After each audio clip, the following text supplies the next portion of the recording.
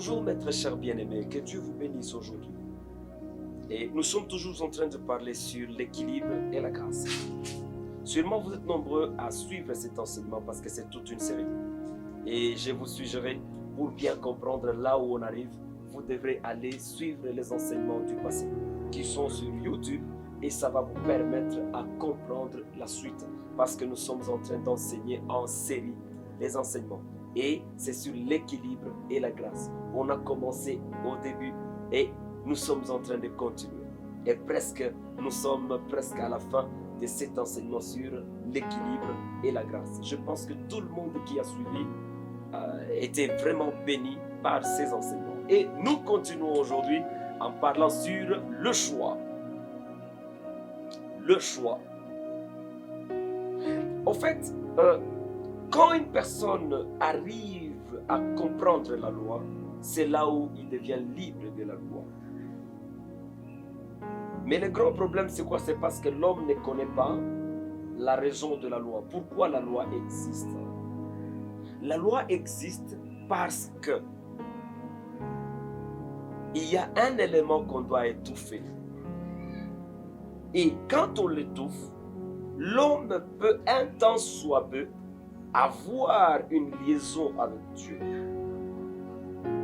Mais le pouvoir que la loi étouffe en nous, la Bible dit la loi n'avait pas le pouvoir de l'ôter en nous. Ça veut dire la loi ne pouvait pas faire sortir cette puissance ou ce pouvoir dans l'homme. En d'autres termes, la loi était là juste pour amener l'homme à comprendre pourquoi il devrait vivre en prison. À l'époque de Noé, les hommes faisaient du mal. La Bible parle, la terre était tellement horrible à cette époque. Et la Bible dit que Dieu a dit, en tout cas, je regrette d'avoir créé un homme. Pourquoi? Parce que l'homme avait consommé l'arbre de la connaissance du bien et du mal qui lui a fait un grand défaut. Un grand défaut, pourquoi? Parce que cet arbre contenait un pouvoir inégal. Et ce pouvoir n'était pas destiné au désir de l'homme, mais plutôt ce pouvoir était destiné à Dieu, comme on a parlé dans le numéro du passé. Et maintenant, l'homme est devenu un Dieu. Un Dieu qui ne maîtrise pas la divinité. Or, un Dieu qui ne maîtrise pas la divinité, la Bible montre clairement que c'était la mort pour l'homme. Et l'homme a goûté à la mort. C'est ce qu'on appelle la mort dans les Écritures. Et quand l'homme a goûté à la mort, la Bible dit, Dieu étant amour, il a cherché encore comment on peut sauver un tant soit fait l'homme. Et il nous a donné ce qu'on appelle la loi. La loi, c'est ce qu'on appelle l'équilibre. L'équilibre, ça veut dire l'équilibre entre le bien et le mal. L'équilibre, ça veut dire l'homme devrait vivre en étouffant le pouvoir, la puissance de l'arbre qui était, ou bien qui est homme. Pour dire ceci, que tu sois un enfant, que tu sois un vieux, dans chaque homme réside le pouvoir de l'arbre de la connaissance du bien et du mal. Et je vous assure que c'est un grand danger. Et ce grand danger est en train de nous guetter aujourd'hui. Sans la loi, en tout cas, Dieu allait déjà détruire le monde. Sans la loi, je peux dire que la fin du monde est proche. Sans la loi, je peux dire qu'il n'y a rien. Parce que la colère de Dieu s'enflamme. Et Dieu regrette à chaque fois qu'il n'y a pas de loi qui peut garder les hommes. Pour dire que la loi est très importante. La loi, c'est un élément les plus importants de l'univers. Car si l'homme ne vit pas sous la loi, il est en tout cas sous la colère de Dieu. Ça veut dire la loi bloque aussi la colère de Dieu. Ça veut dire la loi dit, Seigneur, ne frappe pas encore. C'est ça la loi. Vous allez comprendre pourquoi je dis cet élément. Car nous sommes dans notre sujet sur le choix. Et l'homme dans les Écritures devrait atteindre un niveau Or, la loi n'est pas une demeure, mais plutôt la loi, c'est un pédagogue ou un enseignant. Il était venu pour faire quoi? Car l'homme a été tombé trop bas, en mangeant l'arbre de la connaissance du bien et du mal, il a pris la place de Dieu. Et quand l'homme a pris la place de Dieu, il fallait que la loi vienne vite. Pour faire quoi? Pour sauver l'homme de cette puissance. C'est comme je vous ai donné un exemple, c'est comme un enfant à qui vous donnez un revolver sans maturité. Un enfant ne peut pas comprendre que son père peut le gronder parce qu'il a fait quelque chose de mauvais. Un enfant qui possède du pouvoir, il fera quoi? Il tuera toute sa famille. Pourquoi? Parce qu'on lui a donné du pouvoir sans pour autant être mature. C'est comme ça qu'Adam a consommé l'arbre de la connaissance du bien et du mal.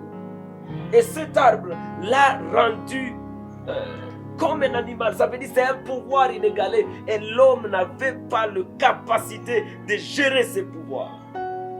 Pour dire, dans la destinée, cet arbre de la connaissance du bien et du mal n'était pas destiné à l'homme, mais c'était destiné à Dieu dans l'homme. Mais l'homme n'avait pas encore atteint la divinité pour consommer cet arbre. Ça veut dire que c'est le désir de l'homme qui a consommé cet arbre. Or, le chemin existe bel et bien, que je vais vous enseigner dans le numéro prochain. C'est ici où vous allez comprendre une chose, que quand nous avons la compréhension de la loi, ça veut dire que la loi est bonne, mais la loi, nous devons la comprendre. Ça veut dire quand on te dit, on te refuse quelque chose, ça ne veut pas dire que quelque chose là est tellement mauvais que tu dois l'abandonner, mais plutôt c'est un outil que tu dois gérer avec beaucoup plus de responsabilité. C'est comme quand je parle de l'impudicité. L'impudicité s'appelle toujours l'impudicité, effectivement. Mais les mariés, quand ils sont dans leur maison, ils appliquent le même acte. Mais le même acte change de nom directement, devient, entre guillemets, faire l'amour ou autre chose. Mais en réalité, c'est un même acte. Or, quand cet acte devient mauvais, pourquoi? Parce que ça résulte à des responsabilités. Et ce sont des éléments qu'on ne donne pas à une personne, on donne toujours au mature. Ça veut dire que quelqu'un a déjà saisi, quelqu'un a déjà compris pourquoi il doit accomplir telle ou telle autre chose. Voilà pourquoi je dis à quelqu'un, ou bien je parle à quelqu'un, en lui montrant que la loi est très bonne. La loi est très bonne. La loi nous aide. La loi étouffe quelque chose. Mais nous devons atteindre la compréhension. Or, si nous atteignons la compréhension, la loi nous libère du prison. Nous devenons libres parce qu'on maîtrise maintenant le pouvoir que nous possédons. Or, ce pouvoir que nous possédons, je vous assure, mes bien-aimés, c'est de la mort en personne. N'oublions pas que la liberté que la loi nous offre nous amène encore dans l'arbre de la connaissance du bien et du mal. Parce qu'à un certain moment, nous pensons qu'à force d'obéir à la loi, nous allons entrer dans le royaume des cieux. Je vous assure, en appliquant la loi, ne vous donne pas accès au royaume des cieux, mais plutôt ça vous donne à découvrir le pouvoir de l'arbre de la connaissance du bien et du mal qui réside dans chaque homme. Or, si le pouvoir du bien et du mal qui réside dans chaque homme, nous le découvrons, c'est là où le choix doit jouer son rôle. Car la compréhension de la loi nous offre l'opportunité de participer à un concours de choix qui veut dire le libre arbitre. En d'autres termes, quand je parle du libre arbitre, vous devez comprendre que le libre arbitre, ce n'est pas donné à n'importe qui. Le libre arbitre, c'est donné aux matures. Un enfant n'a pas de choix. Il obéit aux ordres donnés aux maisons. Mais un mature possède un choix. Et ce choix, c'est ce qu'on appelle le libre arbitre. Oh, la compréhension de la loi ne nous amène nulle part, nous amène juste à entrer dans ce concours de choix. Oh, nous amène dans le concours de faire un choix. Or, quand je parle du choix, nous amène à la maturité, où nous devrons choisir le chemin à suivre. Je vous assure, c'est quelque chose le plus dangereux du monde. Et aujourd'hui, j'aimerais que nous puissions lire le verset d'Exode 20, verset 3, à verset 5 ou 6, si je ne me trompe pas. La Bible dit ceci: tu n'auras pas d'autre Dieu devant ma face. Tu ne te feras point d'image taillée, ni de représentation quelconque de choses qui sont en haut dans les cieux, qui sont en bas sur la terre, et qui sont dans les eaux plus bas que la terre. Tu ne te prosterneras point devant elles, et tu ne le serviras point.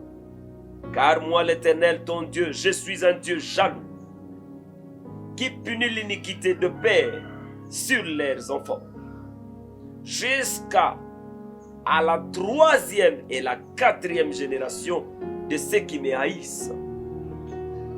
6 dit ceci, Exode 26 dit ceci, et qui fait miséricorde jusqu'en 1000 générations, en ceux qui m'aiment et qui gardent mes commandements. Pourquoi ce verset? Le verset dit tu n'auras pas d'autre Dieu devant ma face. Quand la Bible dit tu n'auras pas d'autre Dieu devant ma face, ça veut dire, dans d'autres versions il dit, ça veut dire tu ne feras pas exister d'autre Dieu devant ma face. Or, la loi étouffe la puissance ou bien étouffe le pouvoir de Dieu qui réside dans nos corps. Et quand la loi nous donne la liberté, où la Bible dit tout m'est permis, mais tout n'est pas utile, à ce niveau-là, la loi nous offre l'opportunité de faire tout ce dont on a besoin de faire. Et je vous assure, te donner la liberté de faire tout ce dont ton cœur a besoin, ça veut dire que tu as atteint la maturité. Et la maturité dont on parle, c'est celui qui maîtrise l'arbre de la connaissance du bien et du mal.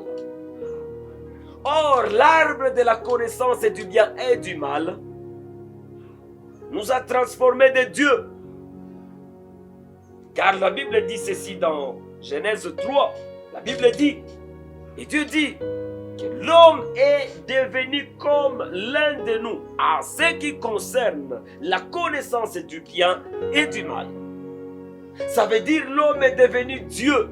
L'homme s'est assis à la chaise de Dieu ou du trône de Dieu. En d'autres termes, l'homme possède le pouvoir. Et la loi est comme un pédagogue, pas un pédagogue qui nous enseigne le royaume des cieux.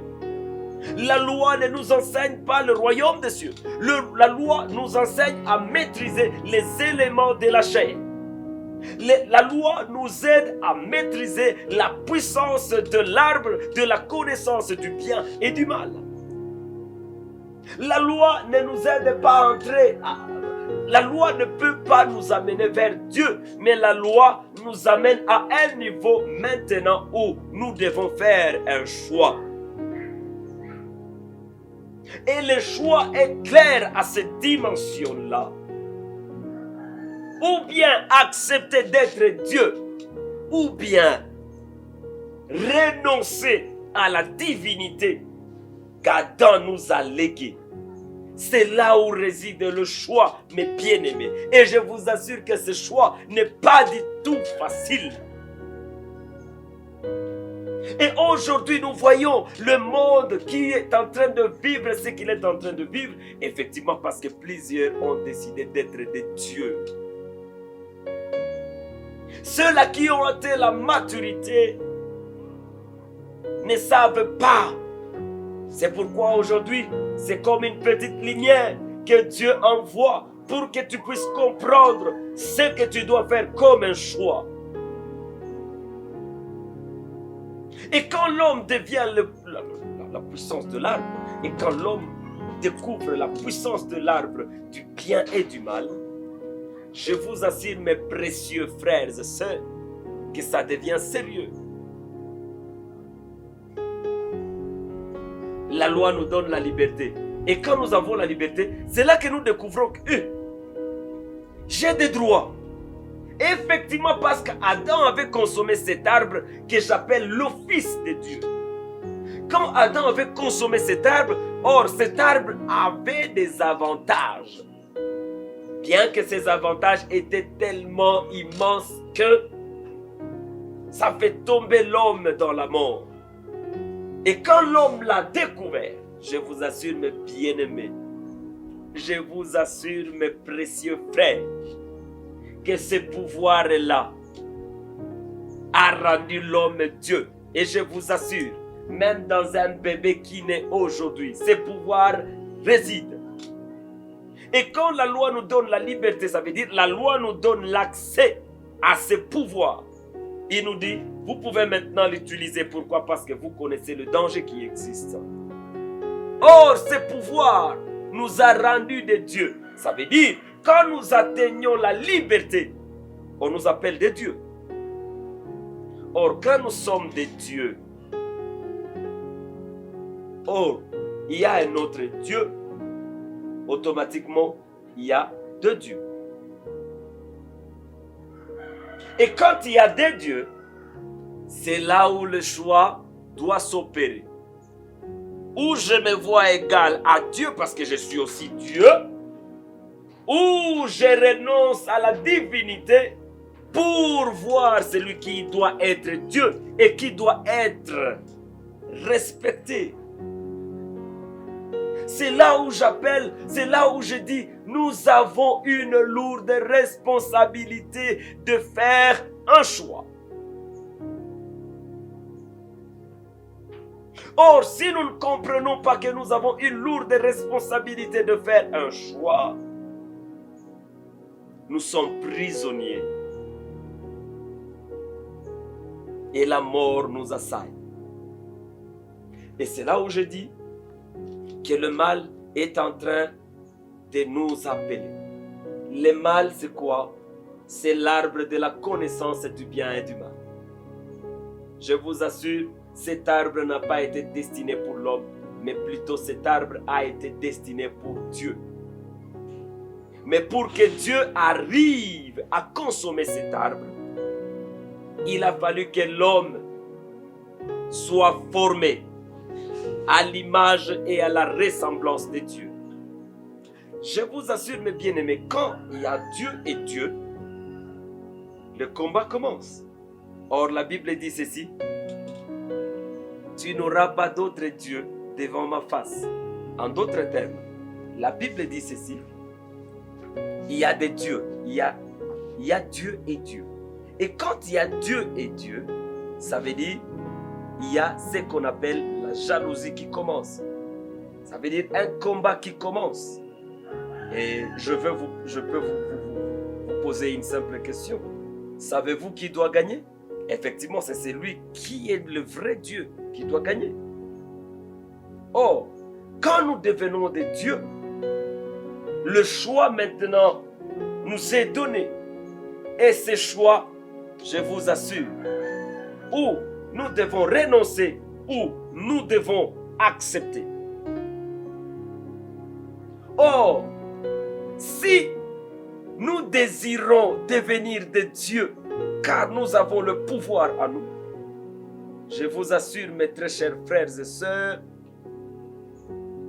que la mort, c'est ça en fait, ce que je peux appeler une seconde mort. Pourquoi? Parce qu'on atteint maintenant le niveau de choix.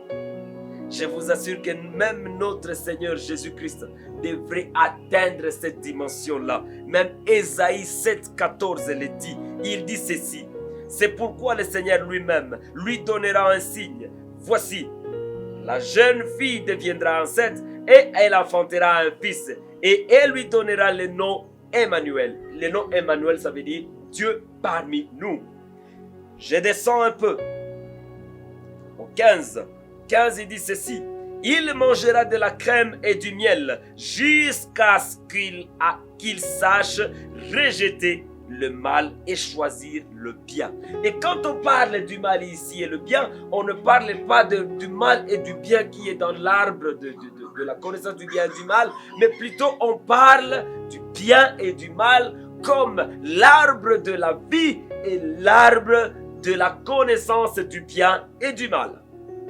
Ou tu choisis l'arbre de vie, ou bien tu choisis l'arbre de la connaissance du bien et du mal. Tous les deux sont des offices. Or, il faut qu'il y ait un Dieu qui doit tomber et l'autre doit subsister. Or, il n'y a qu'un seul Dieu qui doit subsister.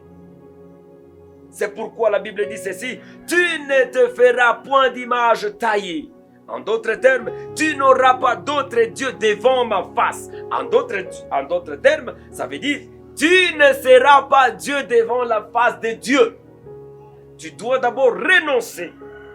Or, si tu ne renonces pas à la divinité, automatiquement tu deviens Dieu devant Dieu. Or, quand tu deviens Dieu devant Dieu, automatiquement la colère de Dieu est sur toi. Et je peux vous assurer que Jésus devrait faire aussi ces grands choix qui nous attendent aussi à notre tour. Car la Bible dit, je suis le chemin. Quand il dit que je suis le chemin, ça veut dire, je suis le chemin qui vous amène vers le Père. Or, nous devons atteindre le Père.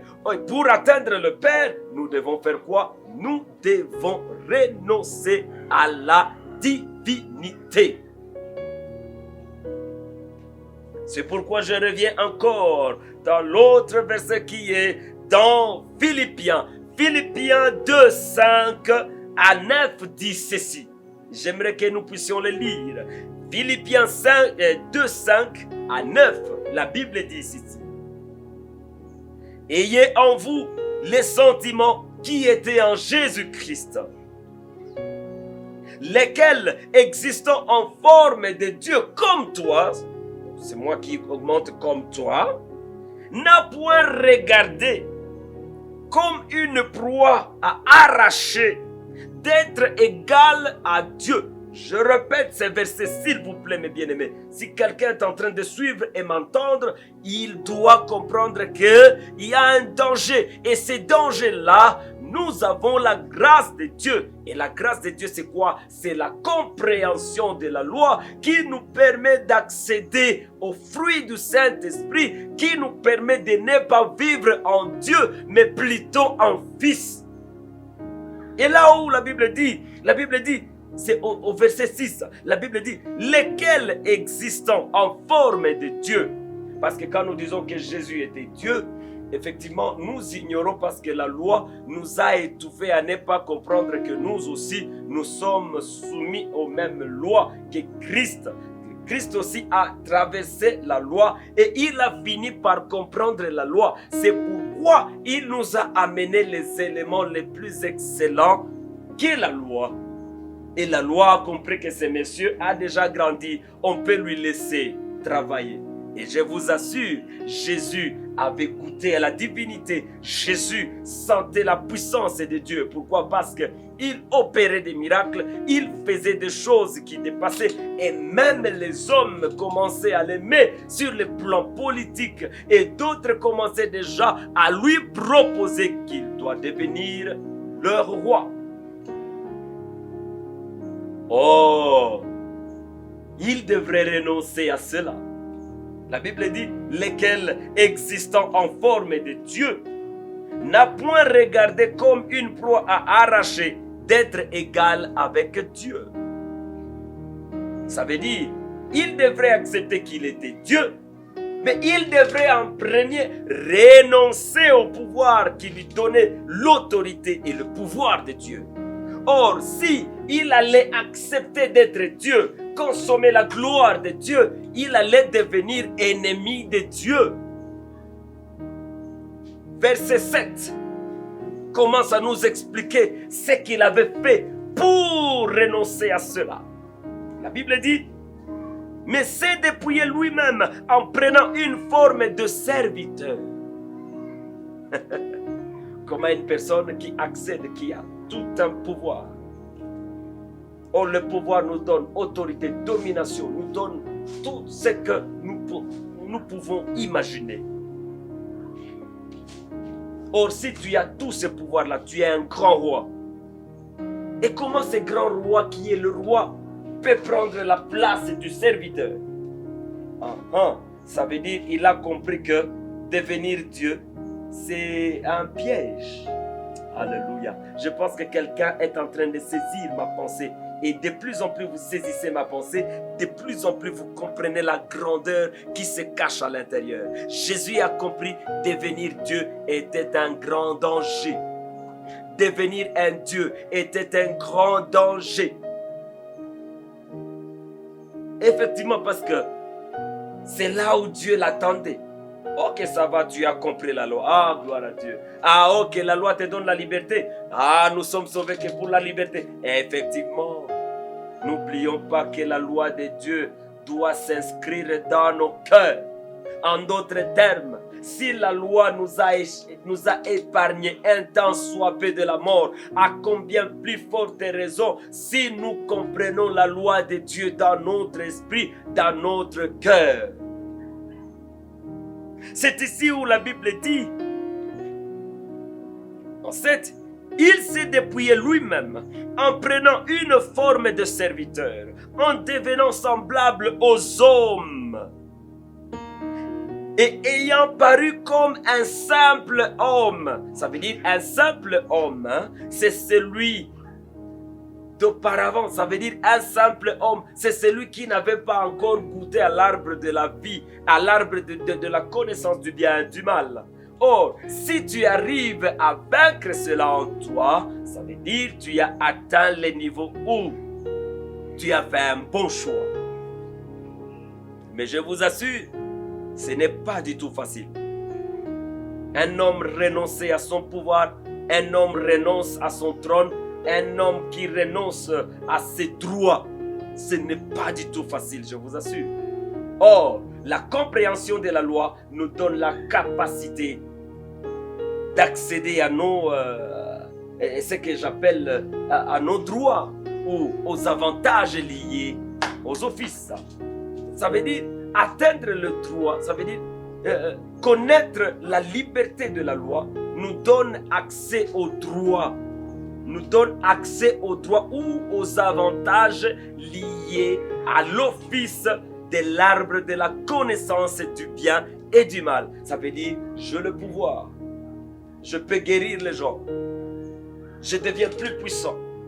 Et je vous assure que quand nous parlons de la mort de Jésus, surtout dans nos églises, on a toujours tendance de prendre un air de ceux qui pleurent. Ça veut dire, on a pris notre Seigneur, on a maltraité notre Jésus. Mais je vous assure que Jésus s'est donné lui-même.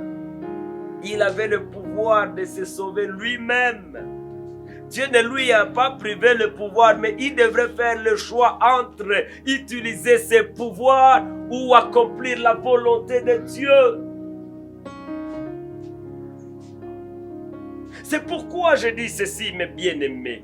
Je continue ce verset pour que vous puissiez avoir une ample compréhension.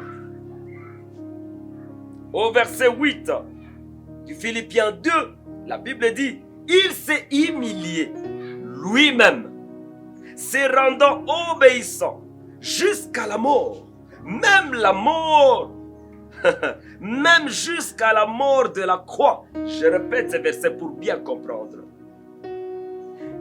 Il s'est humilié lui-même. Ça veut dire qu'il n'y avait personne. Il devrait faire son choix. Lui-même, se rendant obéissant jusqu'à la mort. Même jusqu'à la mort de la croix. Ça veut dire, c'est au Gethsemane où il devrait faire un choix.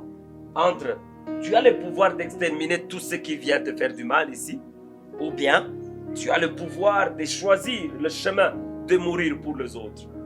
Ça veut dire de renoncer à la divinité. Parfois, quand nous disons qu'il a quitté le trône, nous pensons que vraiment il a laissé le ciel vide. Non, mes très chers bien-aimés, le trône c'était quoi? Le trône c'était l'office que Jésus avait atteint. Et cet office que Jésus avait atteint, il devrait renoncer, ou sinon, il devrait aussi devenir un déchu. Or, si nous ne devenons pas les déchus, c'est que nous atteignons quoi? La vie.